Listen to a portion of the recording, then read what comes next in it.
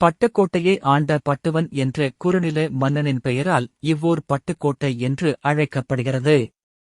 பல நூற்றாண்டுகளுக்கு முன்பு இப்பகுதி அடர்ந்த காடாக இருந்தது.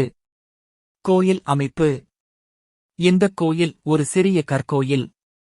கோயிலுக்கு வெளியே கோயிலை பாதுகாக்கும் நோக்கில் 3 குதிரை சிலைகள் சுதைச் சிற்பங்களாக நிறுத்தி வைக்கப்பட்டுள்ளன. இதில் கோயிலுக்கு எதிரே உள்ள குதிரை சிவப்பு நிறத்திலும் பக்கவாட்டிலுள்ள குதிரைகள் வெள்ளை நிறத்திலும் இருக்கின்றன.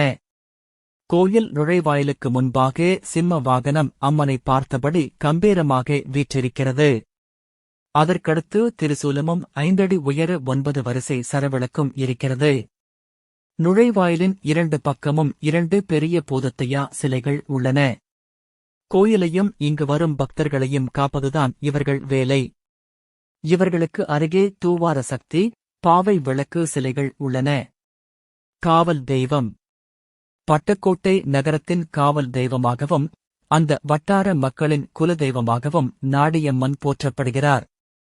அமைப்பு. இந்த அம்மன் அமர்ந்த நிலையில் 4 கரங்களுடன் பகைவர்களை அழைத்து பக்தர்களை காக்கும் கோலத்தில் காட்சியளிக்கிறார். பங்குனித் திருவிழா.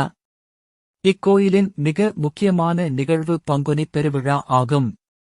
இது சுமார் 12 நாட்கள் மிகவும் விமர்சையாக கொண்டாடப்படும். இந்த விழாவின் போது நடைபெறும் தேரோட்டம் மற்றும் காவடி எடுத்தல் நிகழ்ச்சிகள் மிகவும் பிரபலம். பக்தர்கள் தங்களின் கோரிக்கைகள் நிறைவேறவும், தீராத நோய்கள் தீரவும், தொழில் மேன்மை அடையவும் நாடியம்மனை வேண்டிச் செல்கின்றனர். வேண்டுதல் நிறைவேறியவுடன் அம்மனுக்கு மாவிளக்கு போடுதல், அபிஷேகம் செய்தல், புடவை சாத்துதல் போன்ற நேர்த்திக் கடன்களை செலுத்துகின்றனர்.